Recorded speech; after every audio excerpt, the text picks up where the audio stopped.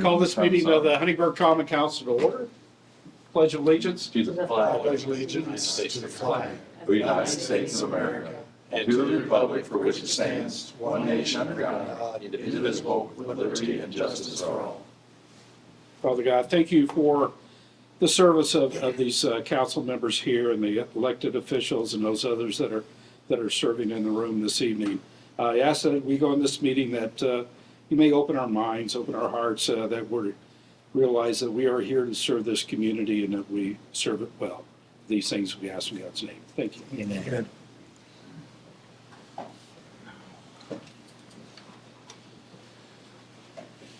All right, first thing on the agenda is approval of the minutes. Everybody had a chance to review those? Motion to approve the Is minutes. that a motion to approve? I'll second the motion. We have a second. All those in favor say aye. Aye. Any opposed, nay? Motion carries. Claims have been submitted, presented. Do I hear a motion to accept claims? I'll make a motion to accept the claim. First, we have a second. I'll second. We have a second by Councilperson Bolte. All those in favor? Aye. Any opposed? Motion carries. Thank you. Don't have a lot on the agenda today, but I guess the big news over the next couple of weeks is going to be the solar eclipse. Thank you. It's called a lunar eclipse, a solar eclipse. How many times have we heard that over the last year? I've been, a year and a half ago, I was asked to be on the state committee. I thought, why are we starting now planning this? Now it's like 2 weeks away and we're all scrambling. But I'll let you know that we do have a safety plan in place for all of our departments and reaction. Most city employees will be off work that day, with the exception of our police officers.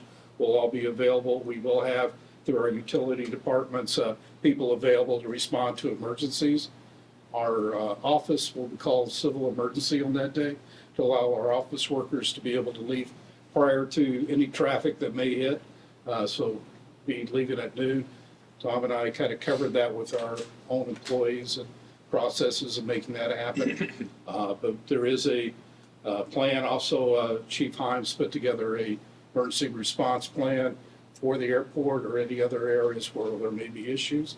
Just to let everybody know that we've had literally hundreds of hours of meetings with local Destination Huntingburg, local solar eclipse people, the local merchants, to make sure that we have our biggest concern with the city is that we just have a safe day. So people ask, what are the city doing? We've been doing a lot since January during the planning, as well as the Chief Heim, Chief Parks, and myself have sat in the emergency management meetings with the county to make sure that we're in agreement with them. So, do you have any questions on that? It is a ticket event at the airport. I'm hearing anything from 50 to 60 is what I heard this morning.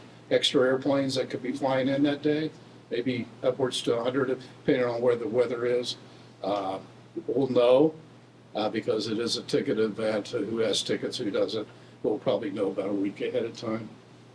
Encourage everybody to be safe and attend the events that we have. We will be sending out a notice on safety to the general public too. Great. I have nothing else. Energy Superintendent John Reed Puller. Council. Well, John.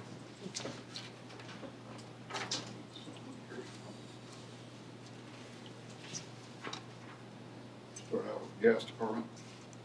Had another service. And we had one on file when they're ready to be hooked up. And our crew did replace a damaged service line that was found by one contractor. They were putting in a sewer. They didn't do the damage. Evidently the damage a long time ago and wasn't turned in.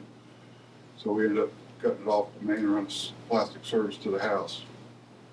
So, good thing they called. It's still in service, but it's kinked up pretty good. And then we did finish up our inspections on critical valves on our system. The inline of the critical valves were, make sure they're free of debris. And the crews did install 135 smart points. That's just the modules that are on the gas meters. And we replaced 30 of the old meters. As you can see, total number of meters and how many we got changed over to census, which goes to the cloud. So we're making good progress there. And they did repair a gas leak on First Street by the Dollar General store. I think Donnie Heim, somebody got called there. Took our locators there, we found some gas coming out of the storm sewer. So after doing some inspections and tracked it down to an old service line that went to the house where the Dollar General sit. Probably cut off years ago. What they did, they just screwed a cap on the end of the service line. Over time, it started leaking. So we had to dig up to the main. We took the cap off. We screwed it down to stop the flow of gas. We cut it off right there by the main, the service line. Then we welded the cap on it and got it back, turned it back on. So that was kind of a minor one. Then we were changing some meters out by the co-op. I think Glenn, you're right by the alley there, but co-op, behind the co-op. Once again, they were changing some meters out and they got a smell of gas. They did some inspections. They found, once again, strong odor coming out of the storm sewer, close to where the gas main was. So we dug down. As you can see in picture 1, that was the area we had to dig up. There's a 6-inch line that runs in the alley behind the co-op, low pressure, 6-inch main. There's a 2-inch steel main tied into that went toward the highway. So we figured that was that tap that was screwed into the 6-inch main. But once we took all the asphalt off, we found an old valve that's been covered up for years. It was like 10 inches under the surface. So we dug it up, found that. Like I say, in picture 1, what our welder was welding on a line stopper on a 6-inch. And you can see toward the bottom of the picture, the old 2-inch line. Picture 2, you can see the apparatus, the machine we got to put on the 6-inch. What that does, that drills a hole in the 6-inch after we weld the line stopper on. Drills out the pipe. It runs a big rubber plug down there to stop it off. On the south side of the co-op, there's a valve. We turned the valve to stop the flow of gas. So once that's all done, we cut out the old picture number 3. We cut out the old 2-inch. As you can see, it's a bolt-on flange valve. What happens, there's a gasket between there. Over time, that rock gets deteriorate where it starts leaking. That's why they're no longer allowed to be in the ground. It's all got to be welded. We actually tighten them nuts to help slow the leak down. Just got that done. Picture 4 is the finished product. As you can see, we had to weld a repair clamp, which is big, looks like a big piece where the old valve was. Then we had to cap off or run the line stopper down, and then we had to reroute the 2-inch steel. So you can see it's quite an operation, and it took a while to do. So got her all done, filled her all back up. Hopefully, don't have to worry about it anymore. And that's about it on the gas. Any questions?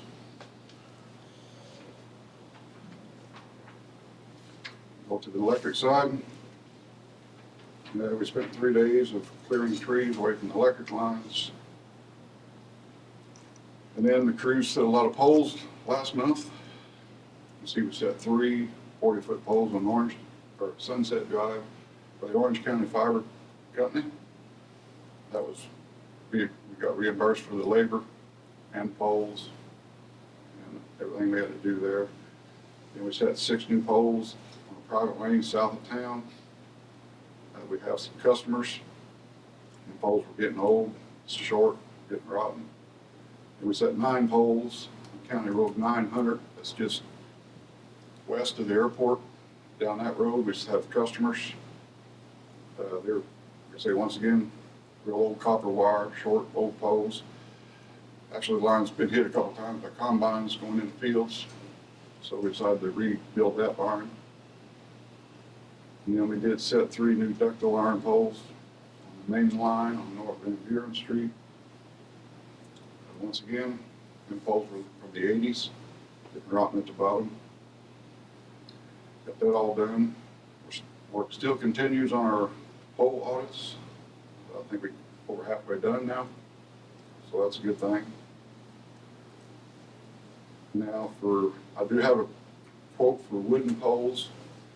You can see all the poles we set last month, plus all the poles that Perry Spencer, Orange County set on our system that were reimbursed. But now it kind of run our stock low. Down at the yard, you can see I got 3 companies which set quotes out.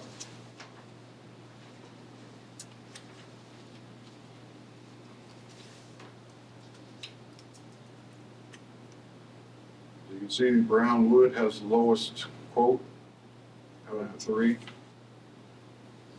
Lead time is getting pretty short now because I think nationwide this broadband project, I think all the fiber companies are pretty well getting their main trunk lines in. So the availability of the poles is getting better. Price hasn't come down, but lead times are getting shorter. Of course not. Of course not. So, They don't follow the timber market. as I say, the last year or 2, I'd say we've been reimbursed for a lot of the wooden poles that have been set.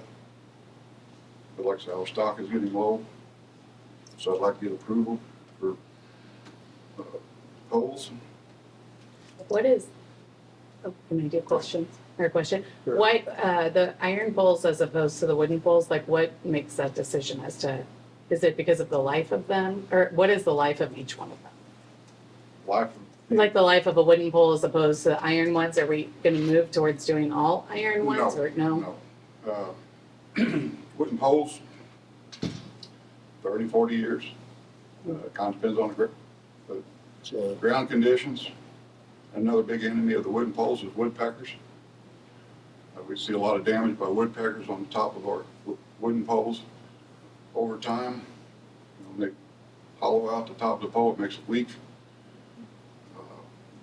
Like I say, they're less expensive, but on our non-critical poles, we usually use wood. We want to use wood.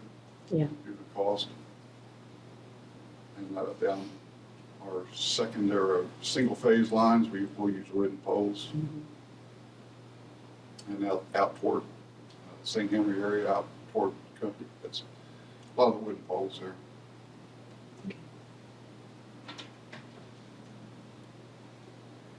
And you can see what the freight is. That's two loads of poles, what the freight is. If you, the cost is on there. Cost, freight is very expensive. It's, I think, go ahead, Steve, you know the cost of freight? Not cheap. No, very expensive. $5 a mile roughly. Yeah, it's pretty expensive. This You need- so this is a pretty good, you'll need a approval to go with Brownwood? That's the one you want to go with? That's the cheapest. Is that the one you want to go with? Yeah, we've had that before. Okay. 2 different questions here. We've gone with them before. Yeah. Real good. We've had good No, luck. no, yeah, as long as you get good quality, so. Yeah. I mean, they're a few bucks apart, but, First one and the third one. the bottom one is, Nice. yeah, it's almost double. So they didn't really want to sell you any. So we I motion to will make accept one. Brownwood. You want to make one? Yeah, I'll make a motion to approve the purchase of the poles from Brownwood Preserving. I'll second that. We got a second. All those in favor? Aye. Any opposed? Motion carries. Thank you, John. the wooden poles. I would make a note on that. You found many poles in our city that are 50 and 60 years old Yeah. that were still in service. Actually, we got two more mainline poles we were just looking at today, they're rotting at the bottom. They're from '84. Yeah. They're on our main line, so we gotta get them scheduled to get them replaced. One's down by City Park and one's out by Hope Equipment. Yeah. So, The metal poles, the ductile iron wire, they take a little more stress though, don't they? They don't they're bend. rated at 120 mile an hour on normal wind load. Depends on what all you got on the pole, all your communication lines, and three-phase lines, and cross arms versus post insulators. It all affects the wind load. They're rated at 120, the ductile iron poles, or normal wood pole, 70, 80 mile an hour winds. What's the price difference? You put a ductile iron down by her house in the field, didn't you? Yeah. Recently. That's, We were outside That's a watching. lot of load. I was on pins and needles. two It was poles. neat. The Neat to ductile iron watch. pole is a separate, Yeah, we need to talk about that, yeah. yeah, it's down by Pam's house. One pole there around the corner on 17th Street. I think that big storm that Rotten came at the through, bottom. yeah. Remember all 84, 86 poles, 1986? And the ones they set in the ditch was ductile iron, but that's always wet there. Mhm. And it's a main line pole, so we decided to go with two ductile irons there. That ditch is hardly ever dry, and they tried to, when they augered it out, it's just mud. So a wooden pole would be, over time, we decided it'd be best to go with a ductile iron pole there. The poles you're replacing are probably pentachlorine treated too. These are the new, aren't they? Oh, the what? The new poles are the CCA, DCOI, CCO, yeah, to replace the pentaporphenol. right. Penta's what they used to use. Yeah. That's what's at the bottom of the ground, the bottom of the pole. Penta's all leaked out. So they're all DCOI treated now. Yep. Which naturally made the cost go up. Yep. So, So anyway, moving on to the ductile iron poles. right, This is a little more in-depth. As you can see on the quote, they got two 110 footers. We got 16 45 footers. It started out. Yeah. The 110 footers, which we don't have a truck to set them. This is going to the gas department. With all our meters, we're changing out to census. All the census meters we have over in Ireland area and Ireland and west of Ireland. Meters west out by Lake Helmer, where the radio signal is not getting Transmitted. sent over here. We had census come in and do a study. He said we need to put these tall poles over in the Ireland area, out toward Lake Helmer, mount an antenna on it, to Farm get back. signals back to our control center, or the office here, so to speak. So we checked around, did some checking versus a tripod tower. I bet that's a. Two tripod towers with the leg and everything would be like $200,000. So I checked with the company. One's like a wooden pole or something, you'd have to guy wire it down, there's not room where we need to put these. I got with this company here, got with them, got with the antenna people, because you're gonna have some sway. But you said the antennas will still work properly with some sway in it. So to set these 110-foot poles, they come in two sections. You gotta jack them together when you get them to on site. They come in two sections. You jack them together, and then you can set them. They're 3 foot. You need a 3-foot auger to set to. And it weighs like 8,000 pounds. So I had to get with IMPA. And they got the construction crew, their own construction crew, and they got the trucks and the bucket trucks to do it. Talked with them when I had a IMPA meeting up there the other month. So it'd be no problem for them to come down and set them. So I worked with them. So when I talked to the company that sells these, there was only one company that does sell these, that we get them from. The trucking rate would be the same if we just ordered them 210s or full truckload. Freight would be the same. You're using the same truck. So being that said, I said, well, I'm gonna get a quote on a full truckload to make a full truck. So we added 16 45 footers. And the 45 footers, like I say, Pam, we set them in our main feeder or main lines through town. We got them spread out pretty well throughout town. Because like I say, they hold up better than the storms. And with a crew our size, it's very critical that, you know, that pole would go down. If we set a wooden pole there, it'd go down. More than likely, there's gonna be a large scale outage for a long time. It's gonna take a long time to get it back up and going. So it's just strengthening our system, making our system stronger. I will say, you guys do a fantastic job. I've lived other places and power outages, or it's like here, it's just, I have been nothing but impressed with our electric company. So you guys are doing a great job. Like last night, we had them windstorms come through. We just had a short outage for a water plant. We had a top of a tree come out, tore a line down, it was lake dam. So we were out at 2 in the morning, putting it back in service. It didn't bust the poles, but it just broke the lines. But otherwise, we didn't have really no other issues, which is good. Like I say, with the small crew we got, you know, the pole staying up is very critical. Yeah. If we're in a large scale outage for a very long time. So, you know, if you want to go with a truckload or just the 210 footers, Utilize the freight. pardon? Go ahead and utilize the freight. Yeah. I'd use the Company freight. said your freight's gonna be the same. Well, I'd hate to pay that much just to have 2 poles delivered. Like I say, these poles, they're gonna last 100 years. They're good up to 120 mile-an-hour winds. And that's very critical. Like I say, we just, when we go to set a pole, we decide if it's gonna be a critical pole or just an inline pole where a wooden pole is gonna do, or critical poles. Next time we wanna put a ductile iron pole there, it just makes your Makes system sense. stronger. We have a use agreement with IMPA on stuff like that as far as a rate or something or whatever Yeah. they do. Actually, I just got a new contract I gotta get with them. Okay, but I mean, if we ever have a problem in the future and with this and we can't reach it, they can always be Yeah. brought back in They're for, pretty good to work with. Since we're part of them, Yeah. you know, we're not gonna stick it to you when you need them.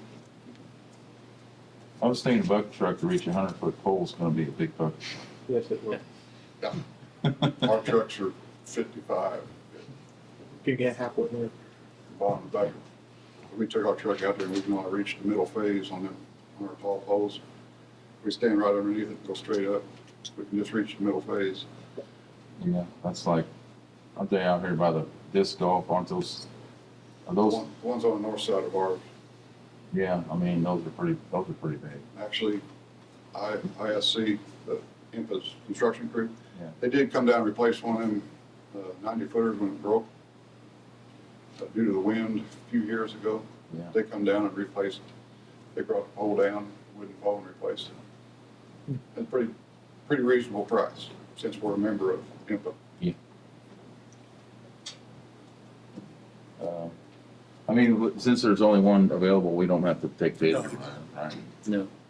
I'd make a motion to allow John to accept the bid from Brownstown Electric Yeah.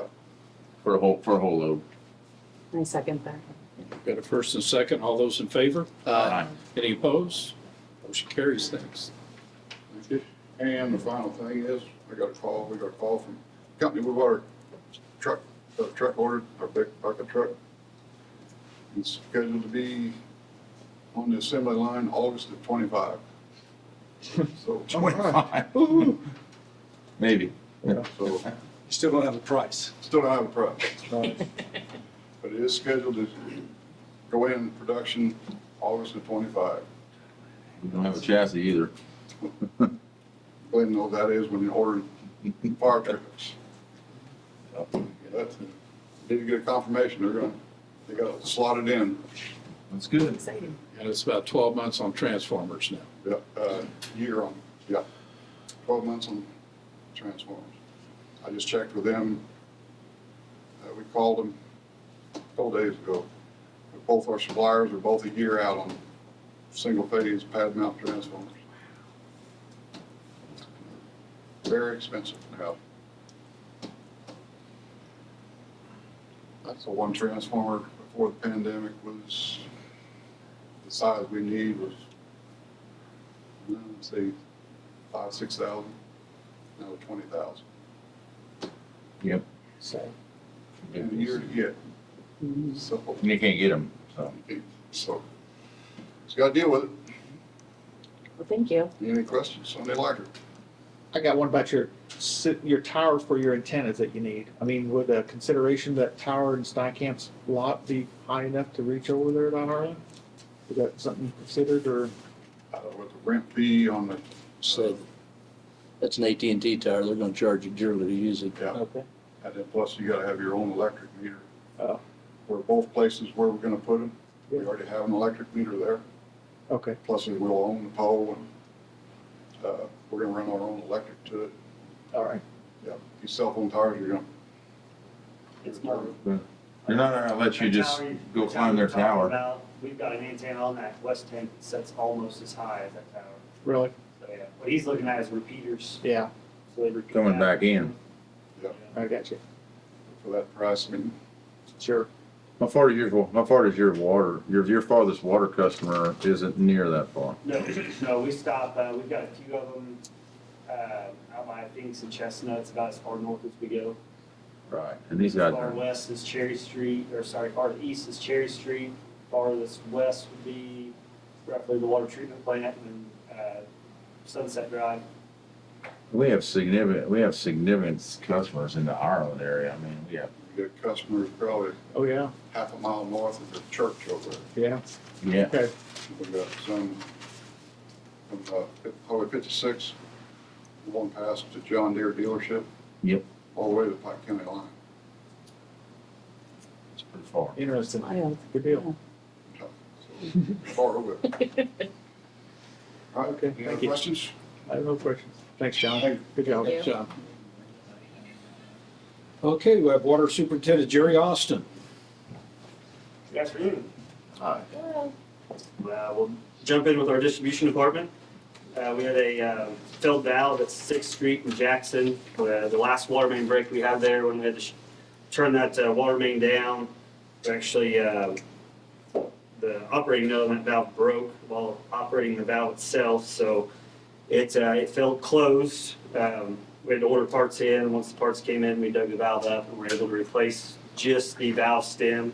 I included a picture there with it to kind of show where it broke off. There's not really much there to look at. That's a new valve? It's not a new valve. No, it was an early 90s valve that was put in there. You can tell on that valve, on that picture, that all the bolts that are in that bonnet, whenever they produced those valves, they didn't use stainless steel hardware. So anytime we dig up a valve, we take those bolts out one by one and replace them with stainless, so we don't have any issues with them rotting off. That's more of our issues with our valves in our system, is the bolts rotting off and those bonnets leaking. Whenever that happens, it usually blows the O-ring seal out, and we usually end up having to go 2 to 3 blocks out and shut everybody's water off to get that gasket back in there due to the water pressure that's blowing out of those valves. So anytime we dig one up, we automatically replace the bolts on it. Good move on And after we get the valve stem and bolts replaced, we didn't have to have any outage with that. We did have to go back later that week and pour concrete there at Jackson and 6th Street once that valve was replaced. And then We had our east water tower, the overflow catch basin that catches all the water if the water tower would ever overflow. It was laid in block when that water tower was installed. A couple of the blocks had deteriorated and fell apart. We had some dirt pushing in there. So we dug that out. It was roughly a 4x4, about 4 foot deep square. Got all that taken care of and poured new walls for that. And then with the help of John's electric department, we had a few dead trees that were around some electric lines, kind of tangled up in them out at the boat ramp. We've been slowly getting those out. We removed quite a few of them last year and then got into wet season, and we just hadn't got time to do it until this past week. So we do have a lot of dead trees out there. As John said, we had another one take a power line out this last night or this morning with the windstorms. As we get time, we're always removing trees out there. We're not taking anything that's alive. It's all dead. I know there's a lot of concern. Yep, a lot of ash trees, ash and pine. To my understanding, what I was told was that area had dirt filled in. They brought the dirt up about 2 foot on the trees. So that's what we're kind of figuring is killing them out there, is the fact that the root system's so buried. We did time flies. 3 years ago, we did use a DNR program. We ordered 750 trees, all hardwood trees from the DNR, and planted those out there. They're taking off well. Kind of surprising how tall they're getting already. But we have planted 700 trees around the lake to help take care of the ones that we're losing. Other than that, we got all that cleaned up, and then kind of getting all of our small engines serviced. That time of year for us to do that. And then we did go out and help the street department seed and straw the new shooting range at the airport. Had some rain coming in whenever they were trying to get that done, so we went out there and kind of all hands on deck to get that done before the rain came in. We also, after I typed this up, we did everybody at the water department, distribution, and filter plant attend a water conference at French Lick. We do it twice a year. It's for our continuing education hours. We have to hold so many hours every 3 years to keep our license in good standing with IDEM. And then from there, we moved to the water filtration plant. We did have an effluent pump in our sludge basins went down. We were able to remove it. It was rebuildable, so we got it rebuilt and back installed in service. A good thing with that, whenever the water plant was upgraded, everything has redundancy, so we had a pump to back up whenever that one was out and being rebuilt. From there, we moved to our metering system. We have finally started getting some large diameter meters in. We're about almost 7 months from when we ordered them. We've received 4 out of the 22 that we ordered about 7 months ago. So they promise that they'll still continue to trickle in. So we'll still be changing out the water meters there in our, mainly our commercial industries. And then something that I didn't include on here, something that we've been doing every day since last March, so it just becomes an everyday thing, and we don't really talk about it a whole lot. Our lead and copper survey that we've been doing. We've been working on that since last March. We've got roughly a total of 3,600 services in town. We have verified out of those 3,600 that 3,079 services are either copper or poly. We do have 497 services still unknown. We will continue to pothole those daily. And we do have 24 confirmed lead service lines. So we're working very diligently in getting that done. We couldn't do it without the the equipment that we have. You guys allowing us to pull that hydro excavator in last year in March has been an amazing tool for us. It currently has 272 hours on it in a year's time. So we're really racking up the hours on that machine. What is the deadline to get those? So October 24th or October 16th of 2024 is the deadline to have our survey in. IDEM has put out an update to the rule revision where we don't have to know everything. It's gotten to be where it's impossible. Yeah. There's a lot of communities that they don't, there's two guys and a shovel. It's, I'm stretching out a little bit. I'd say they probably they couldn't get the information from a lot of Right, communities. so they're allowing there to be the unknowns in that inventory they'll put it out in the future where you have to have a certain percentage of those done every year and be able to prove that you're doing those. So we, We're in Sorry. good shape. oh yeah, Yeah. yeah, definitely, yeah. I mean, out of, like I said, 3,600, we've got, 3,079 of them taken care of. And, our unknowns versus our lead runs about, I would say, roughly maybe 3%. Trying to do that in my head.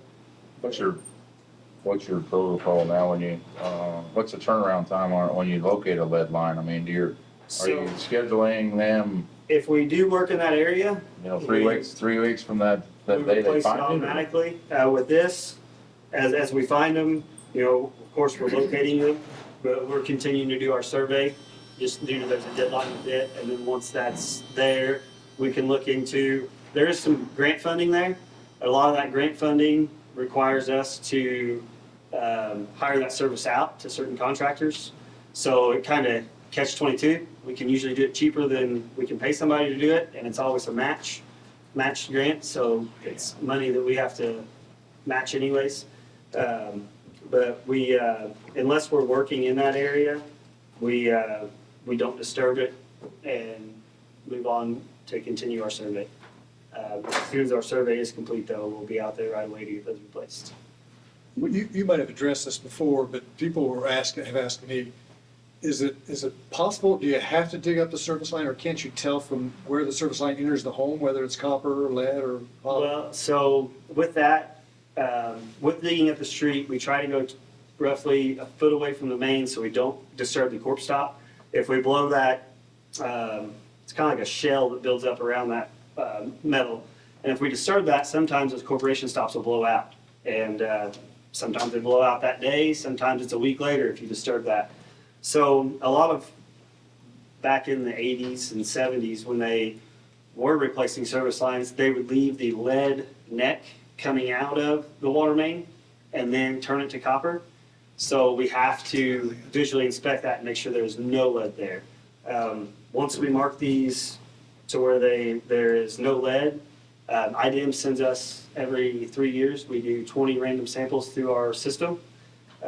Once we mark them as no lead, they send us a sample bottle. If we would send them a sample and it would contain lead, then we would be in violation then, especially if we dug it up and we do find lead. So you're doing it right. So yes, yeah. There's probably lots of unknown splices from contractors over the years and sidewalk jobs and whatever. Yeah, there is. And that's, so the city has always had their ordinance up until 3 years ago when we switched to poly versus copper. We've always set meters on copper whips. So everything on each side of the meter pit, 6 foot out, is copper. So a lot of times those meter pits set in between the road and sidewalk. Sometimes they set further off, but usually you can't get past that 6 foot mark without getting out the road anyways. Also, the city used to use curb stops. So a lot of times they'll run lead to the curb stop and then transfer from the lead to copper from the curb stop to the meter pit. Over the years, the roads have widened, so a lot of those curb stops are actually in the pavement themselves. We don't find those until the street department's doing work or something like that. So we try our best. We work with the street department anytime, we hit a street. We always, the streets there repaving, we hit those first. So anytime Jason's got new streets on his list, we do those right away. That way we're not core-draining holes in new pavement. But other than that, this is pretty much how every other community is attacking this. Is there a pattern like where the 24 leaded lines are? Is it There's not. Are they just sporadically just Yes, sir. find one here and there? There's a lot more in like the older parts of town. Yeah. But yeah, you would think if you hit 4 coppers, Yeah. the next 3 gotta be good. Yeah. And you do the next one, it's like, it really is. No rhyme or reason, No. probably. No.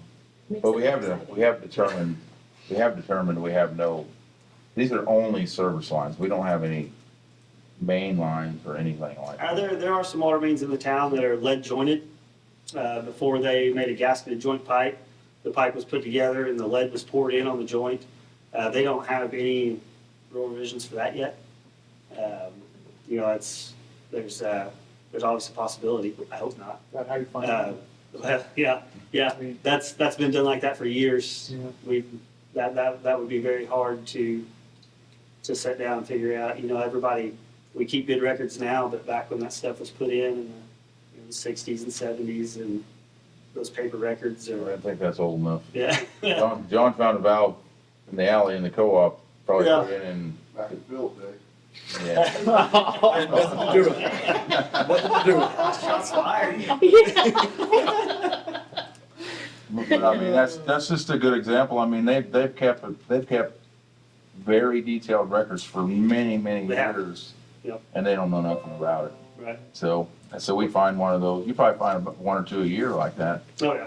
When we do a paving job or something blows up and Mhm. as far as like a water main breaks and you're like, you dig something up, you're like, well, we didn't know that was there, Right. you know, because it's just, you know, Yeah, we find it all the time. Services that were left, you know, street department found 3 abandoned services out there behind Hope Equipment by Pam's house. Those houses were tore down. They just pulled the meter out of them and buried everything in dirt. Luckily, all of them that they hit, they just crimped and didn't pull it out of the main. So we were able to go out there and dig up the main and take them off the main in a controlled environment and get them out of the ground so they're not a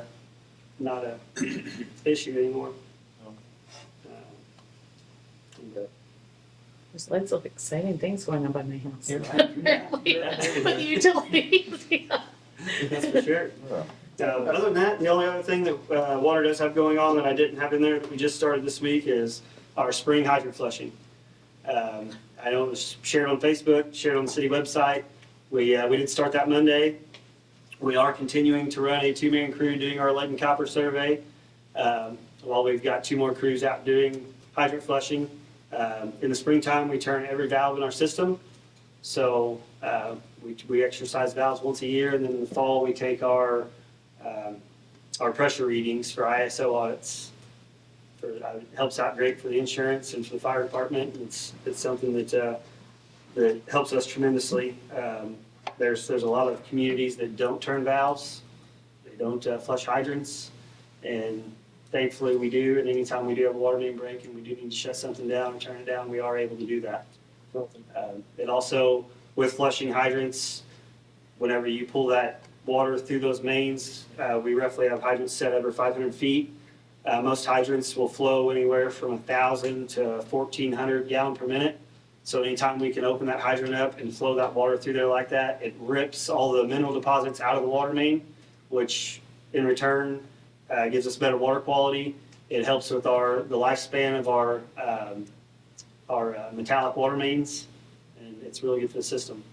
So I know it's a bear for the community sometimes with creating a little dirt.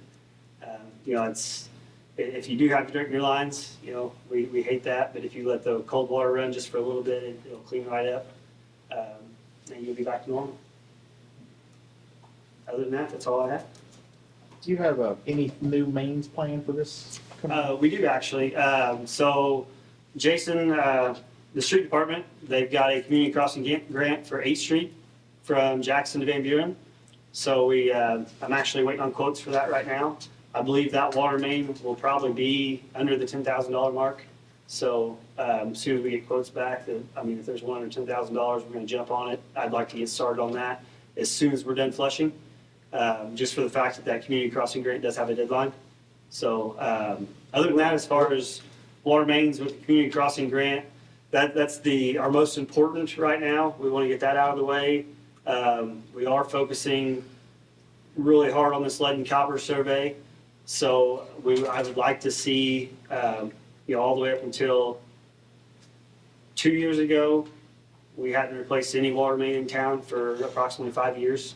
2 years ago was the first year after our plant upgrade and everything with our finances, we were able to replace 1 block of water main there at Hickory Drive. And then last year in 2023, we replaced the 3 blocks on 2nd Street from Main to Washington. and installed the 680 feet of water main out there at East Sunset Drive. So that's our goal, is to replace at least 2 to 3 blocks, anywhere from 1,000 to 1,500 foot of water main a year to get us back on track with our infrastructure. Great. But that, as of now, verbally, that's the one I'd like to give out to the public. We have a list. There you go. We have a list of water mains that, I Sure. could give you a list for the next 10 years. Yeah, I bet. But they do constantly change. Yeah, We could have one water main that's on the top of our list due to the shape that it's in, and 3 weeks from now, especially with flushing season, it tends to show our weak spots in our water mains, and we could have one that was 20 down, jump up to number 1. So, but we do have a working plan for that. very well. So, Good job. Thanks. all right, thank you. Great job. Thank you. City Attorney Phil Schneider. Nothing. Nothing, Clerk Treasurer Tom Stipple, Nope, nothing. nothing, okay. Any other items, council items? Nothing out here. One thing I was kind of remiss bring up, will tell you, I've had some contact with the new owners of the hospital. They'll be starting some work outside. You should see some noticeable improvements where they're redoing the landscaping, paving the parking lot, and doing some other appearances to the outside of the building. So several $100,000 putting into that area. And likewise, they will be even paving a little section in front of the building that the city owns out there right now. So that deal's gone through, then it's Yeah, finalized? everything's finalized, so. About a week ago, right? Well, hopefully, as more happens, we'll keep everybody informed, but that's what we know now. It's back on the tax rolls, everything else, so, I think utility department's been out there so far to, but they'll be up and running. They have an elevator to fix and, parking lots to take care of, and, but it's exciting. Let's just say it's exciting It out there, is. what's happening. It's been a long time, and, there's a lot of money gonna be behind it, so we're good. All right. Good. Do I hear a motion to, oh, Most to adjourn. Design? Nope. have somebody, okay. Most to adjourn. I'll second All those in favor? Aye. Any opposed? All right.